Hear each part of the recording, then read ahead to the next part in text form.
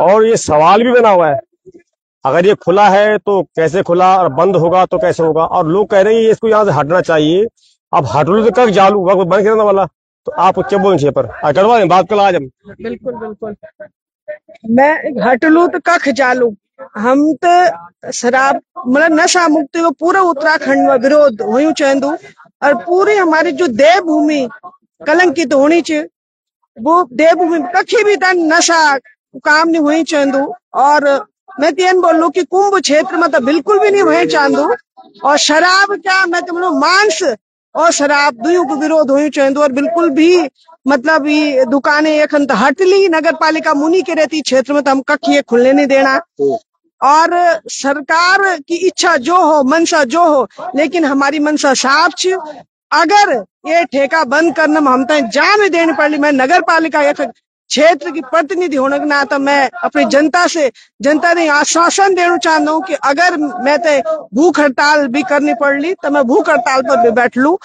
और मैं आपके चैनल के माध्यम से एक सूचना बोलो या अनुरोध बोलो, मैं एक मात्र शक्ति देना चाहता हूँ कि एक बार आपने पहली मौका मिली छो, जब यू खुली दो तब आपन साथ नहीं देनी। आज आप साथ दिया, आप तो एक बहुत बड़ो मौका छ। और जनता आप उन्ना की कने बंद होलू, अगर जनता चाली तो किले नहीं बंद होलू। जनता सरकार भी जनता बनाऊंगी, और जनता तय ही सरकार को करना कुछ जो सरकार कह तय कर दी, जनता तय कर दी ना। जब जनता ही चाही कि बंद होलू तो बंद किले नहीं होलू। और हम तभी मान ला जब यू ठेका बंद होलू, हमारा अनिश्चितकालीन धरना और जो भी मतलब हम तय अनशन भी करना पड़ लू, हम अनशन भी और भूख हड़ताल भी जो भी हम तय करना पड़ लू, हम वे करने को तैयार छन। एक बात और एनओसी के खातिर, एनओसी हमारे कार्यकाल में कोई एनओसी नहीं दी गई, लेकिन अभी मैं तय ब्याज पता चली यानी सूत्रों के हवाले से मैं तय एक मैसेज कन्वे हुए कि नगर पालिका मुनि के रेती ने एक फीस, तो वो एक फीस वो भी मैं संज्ञान नहीं था जब मैं ब्याल गई हूँ, तो वो भी क्या के दबाव में दीनी। और हम कोई बोर्ड वालों तक कोई पता नहीं। पहली बात इन उनकी नियम कानून यो या अधिकारी किले बैठे जानन ऊते हम ते मतलब हम ते नियम बता लेना कि ये नियम छ। तो हमारा पूरा बोर्ड ते हमारा पूरा बोर्ड अनभिज्ञ छे ये बात से कि उन एक ट्रेड लाइसेंस दीनी की दीनी वो भी आज हम उन स्पष्टीकरण मांगी होते हैं कि भाई हमको बिना बताए आपन कनी वो ट्रेड लाइसेंस इशू करी। अगर आप नहीं पूछते लोगों को तो अंतन भी दिया नहीं भाई बिजवान नहीं बोलते ना। नहीं बोलने बात तो छन नहीं, लेकिन मतलब इतना अधिकारियों की इतना हिम्मत करी होनी ये भी मेरे समझ में नहीं आनी कि यूं पर सानिध्य जी इतना चौड़ो एक काम करना चाहिए। और जब सवाल पूछना चाहिए तो आप आंसर देख ले तो आप भी सोच लो कि ये अध्यक्ष ये छन कि ई छन। मैं तो शर्म आनी चाहिए कि मैं पर भी सवाल उठला कि न कखी, लेकिन यूं मतलब बड़ू सानिध्य प्राप्त होलू तभी तो ये काम करने में सक्षम होना होला ना। क्या न क्या दबाव में तो करी होलू ना, कई बात स्वीकार भी करी हो। एक बात और अध्यक्ष मोदी कि जब ठेका खोली तब आप लोग पहले विरोध करी, बड़ा बड़ा केस हुए, कल हुई तो बाद न्यूज हुई, जब मेरे साथ तो न्यूज मतलब जो लोग चुप बैठ गया। अब बात यह होने की बड़ा बड़ा साधु सभा बड़ा आश्रम देने वो लोग तब उन तुम्हारा साथ देनी। आज भी मैं तो एक बाबा दिखाने लगे जब थोड़ा ब्याज बोली वो करवा है बाबा सब नहीं। मैंने तभी सबसे पहले ये क्वेश्चन पूछी कि तब भी मौका तो क्या साथ नहीं देनी।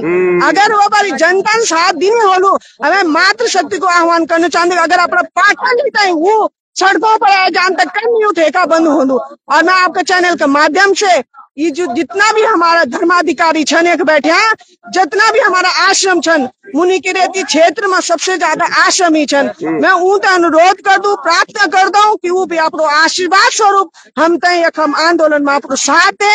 और अगर वो ये क्षेत्र का सच्ची धर्म का खातिर वो लड़ाई लड़न और सनातन धर्म को रक्षक छन, तो वो की बात की डर और की बात की शर्म छ।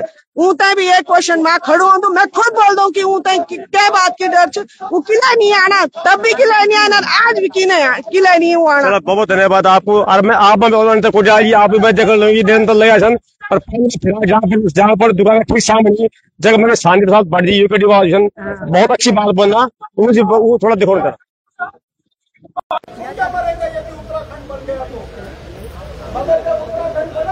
तो वो लोग हमारी छाती पे राष्ट्रीय पार्टियों के 5 रुपए के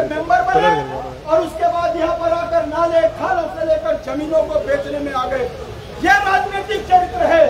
हम कहते हैं जिन 64 लाख लोगों का ये राज्य हमने मांगा था, आपने 85 किया, हरिद्वार को जोड़ा। हमने कहा हमारे भाई हैं। भारतीय लोकतंत्र में सबका स्वागत है, मगर 85 लाख से 1.35 लाख जब ये हुए तब हमको समझ में आया कि वोट के लिए मैदानी क्षेत्रों में हर विधानसभा में 35 से 40 हजार आदमी इन्होंने भर्ती कर दिए है वोट के नाम पर। और भाजपा हो या अन्य पार्टी हो, मुझे इससे कोई लेना देना नहीं है। ये लोग 25-30 हजार वोट की शुरुआत वहां से करते हैं जहां से पहाड़ विरोध का काम चलता है। मैं पूछना चाहता हूं, कौन लोग हैं वो? किसी धरने में आपने कभी देखा किसी को आपके समर्थन में आते हुए? मगर जब आप जय पहाड़ और जय पहाड़ी बोलते हो तो कईयों के पेट में दर्द हो जाता है कि ये पहाड़ियों का नारा लगाना बंद करो। उत्तराखंड जिंदाबाद। ये तो लोग हैं। हमने गुरुकुल नाथम से बद्रीनाथ तक की परिधि में रहने वाले आदमी को पहाड़ी कहा है। हमने कहा है अगर देश को एक बनाना है तो जातियों से, क्षेत्रवाद से दूर हटिए और पूरे राज्य का जय जयकार कीजिए ताकि सारा समाज एक हो। मगर जिन पहाड़ियों ने सबको अपने गले लगाया, 42 से ज्यादा शहादतें दी, रामपुर तिराव कांड देखा, खटीमा देखा, रामपुर देखा, मसूरी देखा, उसके बाद भी हमने किसी को एक थप्पड़ नहीं मारा ये कहकर कि भारतीय लोकतंत्र में यदि सत्ताएं हमारे साथ अपराध करती है तो उसकी सजा किसी नागरिक को नहीं मिलनी चाहिए। हमने किसी का अपमान नहीं किया, मगर राज्य बनने के बाद जिस तरीके से पहाड़ियों का मजाक बनाया जा रहा है, ये उत्तराखंड के अंदर 70 से 75 जगह आंदोलन चल रहे हैं। और वो आंदोलन किस बात के चल रहे हैं? कोई डिग्री कॉलेज नहीं मांग रहा, सब अपने मौलिक अधिकारों के लिए लड़ रहे हैं। कोई लग्जरी के लिए आंदोलन नहीं हो रहा। आंदोलन हो रहा है बाढ़ से बचा लो, बच्चे मर गए, महिला प्रसव में हॉस्पिटल नहीं है, बेचारी गांव में मर गई, पानी गांव में नहीं है, शराब गांव में पूरी मिल रही है, होम डिलीवरी। ये मैं आपके सामने इसलिए कह रहा हूँ, देखिए यहाँ कई सिर्फ मेरे भाई है, मेरा भाई ओम गोपाल, अरे जिस गरीबी से निकलकर उत्तराखंडियत के लिए लड़ा है, यह संदेश है कि जो देश के लिए सीना अपने गर्दन कटा सकते हैं, राज्य की अस्मिता पर अगर सवाल खड़ा होगा तो ऐसे बच्चे भी निकलकर बाहर आते हैं। कहने का मतलब है आज इस आंदोलन के बाद इसका भी इति हो जाएगी, शराब का ठेका बंद हो जाएगा। मगर मेरी चिंता इस बात की है कि मैं जिस मंच के साथ खड़ा हूं, जिस विचारधारा के साथ खड़ा हूं, यह विचारधारा मजबूत नहीं हो पा रही है। कारण उसके पीछे एक है कि पहाड़ का आदमी आर्थिक रूप से कमजोर है और लोकतंत्र वर्तमान दौर में पूंजीपतियों के अधीन जा चुका है। मैं कहता हूं अंबानी चुनाव लड़ तो नहीं सकता, हार जाएगा प्रधान का, ये मैं जानता हूं, मगर प्रधान से लेकर प्रधानमंत्री तक बनाने की ताकत अडानी और अंबानी में है। तभी अनपढ़ जाहिल देश की सल्तनत में बैठकर इतने बड़े बड़े जुमले फेंकता है और इसी मंच में बैठे लोग कोने में कहते हैं मना भाई जी वो तो ठीक चुके था ना बोला। जो आदमी अपने समाज के लिए ईमानदार नहीं होगा वो समाज में कभी जनप्रतिनिधि नहीं बन सकता। हम ठोक के कहते हैं दीदी भुलियो कहने वाला, जब दीदी भुलियो के चरित्र पर उंगलियां उठती है, अंकिता की हत्या होती है, तो वो दीदी भुलियो बोलने वाला क्यों कुछ नहीं बोलता? मैं आपके सामने सवाल खड़े करता हूं, नहीं चलेगा वो चरित्र, नहीं स्वीकारा जाएगा। वोट पड़े ना पड़े, चोर को चोर कहने की आदत डालिए। या बंद कमरे में वोट देकर रामविलास पासवान, ये कौन था?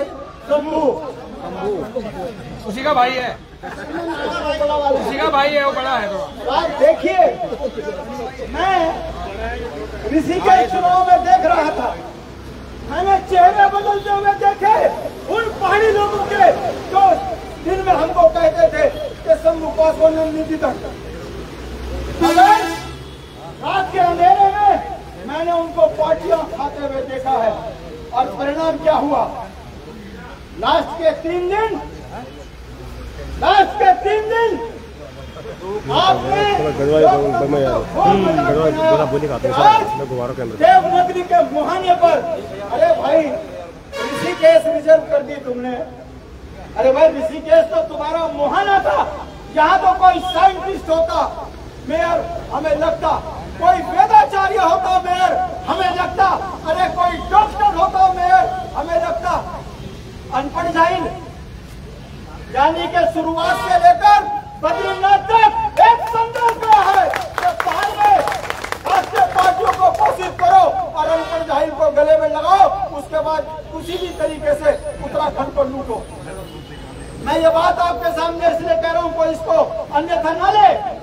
राजनीति में संदेश जाता है। देवनगरी के अंदर यदि आपका मेयर कोई वेदाचार्य होता, कोई शहर का सामाजिक प्रतिष्ठित पढ़ा लिखा व्यक्ति होता, तो संदेश जाता पहाड़ों में कि उत्तराखंड के अंदर विद्वानों की कदर है, विद्वानों को उत्तराखंड में राजनीति में महत्व मिलता है। मगर अगर जूते चप्पल चाटोगे तो ऐसे ही आपको मेयर मिलेंगे जो आपके आज सिर पर एक ताज बना हुआ है। यह तमाचा है लोकतंत्र में उन लोगों के मुंह पर जिन्होंने वोट भाजपा को दिया है। मैं डरता नहीं हूँ, मैं ये जानता हूँ कि मेरी इस आवाज में जरूर कुछ मेरे पक्ष में होंगे, कुछ विपक्ष में होंगे, फर्क नहीं पड़ता। मगर दो भी मर्द होंगे तो वो अपनी नस्ल बचाने के लिए काम करेंगे। ओम गोपाल के गोली लगी, मरा नहीं तो क्या, मरा नहीं तो क्या, जिंदा है तो आज भी आपके बीच में है। मैं ऐसे लोगों को बड़े सम्मान से देखता हूं जो अपना घर छोड़कर इस आंदोलन को मजबूत कर रहे हैं और जो भाजपा को वोट दे रहे हैं। बुरा लगे हाथ जोड़ के माफी, अपनी नस्ल बर्बाद कर रहे हो। नस्ल वो इसलिए कि भाई सनातन धर्म के बच्चे सुरक्षित हैं, नहीं। भाजपा सनातनियों के लिए अच्छा कर रही, नहीं। तो भाई जी ऐसा है, वोट तो हम देना चाह रहे पर दे किसको, इतने मंदबुद्धि हो गया। अरे आपको जो काबिल दिखता है वोट दीजिए, संदेश दीजिए कि हमको बेईमान राजनीतिक व्यक्ति बर्दाश्त नहीं है।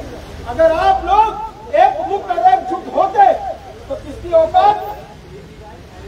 औकात जो पुलिस के दम पर ठेका खोलने की कोशिश करता, मगर उन्हें पता है वोट तुम बटन कहीं भी दबाओ आएगा तो हमारे पास। ये लोकतंत्र की जो हत्या हो रही है ये उसी का परिणाम है कि आंदोलन चल रहे हैं, सरकार को फर्क पड़ता नहीं। मैं जानता हूँ पुलिस वाले आएंगे, यहाँ पे 10, 20, 50 लोग होंगे, उठा के ले जाएंगे, अगले दिन से ठेका फिर शुरू। है कोई बलिदान देने को तैयार? है कोई उत्तराखंड के लिए गांधी को सड़कों पे ललकारने के लिए तैयार? बिल्कुल। अगर आप इस हद तक एक मुक्त और एकजुट होते हैं तो मेरा दावा है ये ठेके ही नहीं, पूरे उत्तराखंड को शराब मुक्त बनाने की जरूरत है। वो इसलिए नहीं कि शराब मुक्त हो जाएगा तो हम नेता हो जाएंगे, इसलिए कि उत्तराखंड में नस्ल बचाने की जरूरत है। और मैं भाजपा को देशद्रोही पार्टी क्यों कहता हूँ, आप इस बात को भी समझ लीजिए। देश के प्रति मरने वाले कौन कौन, पहाड़ी, इस देश के लिए ईमानदार कौन कौन, डुबा के इस नस्ल को बर्बाद करने वाली पार्टी कौन। और अगर भाजपा उत्तराखंड की नस्लियत को, नस्ल को खराब कर रही है तो भाजपा देश की ईमानदार पार्टी है कि देशद्रोही पार्टी। सोचिए भाजपा ने कितना बड़ा षड्यंत्र करा, किसी को जानकारी नहीं होगी, ओम गोपाल भाई को होगी। गांव में, शहरों में सांड घूम रहे, गांव में बिन ब्याह के लौंडे घूम रहे। जिस गांव में जाओ या तो बूढ़े मिल रहे, अब दूसरी भाषा बोलना ठीक नहीं, या तो बूढ़े मिल रहे या भाई बेरोजगार संडा बना छकी मुंह से बोलो भाई की बात तो भेजी ब्याह कर दे, बाकी बाहर में जाओ। देखिए ये भाजपा का चेहरा है, नस्ल खराब कर दी, हमारे वंश रुक गए। किसी राजनीतिक व्यक्ति की औकात नहीं है जो उस हद तक उस पॉइंट को छू सके। मेरा दर्द है कि उत्तराखंड की नस्ल खत्म हो जाएगी तो ईमानदार कर्मचारी, ईमानदार सैनिक कहाँ मिलेंगे? ये भाजपा अग्निवीर बनाकर हमको सेना से दूर कर एक साफ संदेश दे रही है कि उत्तराखंड का व्यक्ति केवल बर्तन धोए, किसी के घर में काम करे, यह भाजपा को केवल उस दृष्टिकोण से देख रही है। इसलिए इस पार्टी को उत्तराखंड से बाहर फेंकिए। फेंकने का मतलब ऐसा नहीं है अगर एक वोट भी भाजपा को करना है तो वही 6 भाजपा को वोट मेरा बुरा लगे अपने घर का, भला लगे अपने घर का, वो अपनी नस्ल बर्बाद कर रहा, राज्य का विरोधी तो है ही है। दूसरी बात, यदि कोई राम के नाम पे वोट दे रहा तो वो राम के नाम पे नहीं, हराम के नाम पे दे रहा, क्योंकि राम आराध्य है, राम सबका है, राम आराध्य है।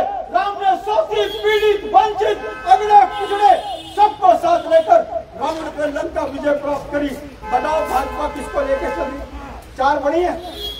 जब मैं बढ़िया कहता हूँ तो मैं भी व्यापारी हूँ, मैं भी बढ़िया हूँ, मगर ऋषिकेश के व्यापारी भूखे मर रहे।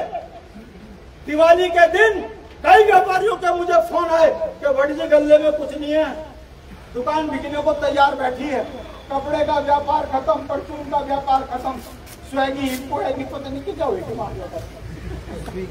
समझ रहे हो ना?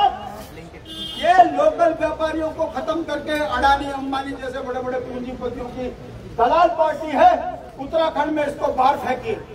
मैं नहीं कहता किसको वोट दीजिए, पर अपने चरित्र को देखते हुए, अपने राज्य को बचाते हुए आप अपने मत का दान ऐसा करिए ताकि उत्तराखंडियत बच सके। ये गुलदस्ता है, यहाँ मैदान, पहाड़, अन्य तमाम लोग जो भी यहाँ रोजगार के लिए आए हैं उनका स्वागत, मगर अगर वो बाप बनने की कोशिश कर रहे हैं तो फिर उनको औकात दिखाने का भी समय आ चुका है। अगर नहीं दिखाएंगे, सबको गले लगाएंगे तो फिर शंभू पासवान पाएंगे।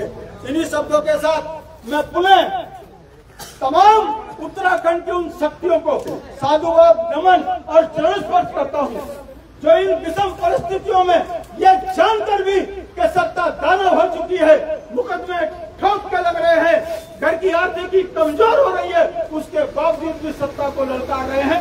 ऐसी महान जनता को मेरा साधुवाद प्रणाम।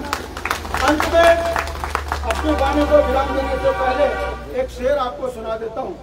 वो तुम पे ओम गोपाल भाई पे ज्यादा बढ़िया सोच करेगा कि जोत कर खेत जिसने उगाई ये फसल, ये राज्य आप ही ने तो बनाया, ये चोर उचक्के टुच्चे लुच्चों ने तो नहीं बनाया। शहादत थी तो आपके बलवान बच्चों ने दी, आपके राज्य के नागरिकों ने दी, वो चाहे हिंदू हो, मुस्लिम हो, सिख हो, ईसाई हो, इससे फर्क नहीं पड़ता। तो ये शेर आपको बड़ा फिट बैठता है कि जोत कर खेत जिसने उगाई ये फसल, उनके हाथों में छाले पड़े देखिए, जो चुराते रहे दूसरों की फसल, उनके हाथों में प्याले भरे देखिए। अरे कर दिया वक्त ने क्या गजब फैसला, फूल सूखे हैं और कांटे हरे देखिए। देहरादून की सल्तनत को उत्तराखंड से उखेड़े, इसी आशा के साथ तमाम लोगों को मेरा साधुवाद। भारत माता की जय, भारत माता की जय। उत्तराखंड के शहीद अमर रहे, उत्तराखंड के शहीद अमर रहे, शहीदों हम शर्मिंदा है, शहीदों हम शर्मिंदा है, जय उत्तराखंड। बहुत बहुत धन्यवाद। धन्यवाद भरत जी। आप एक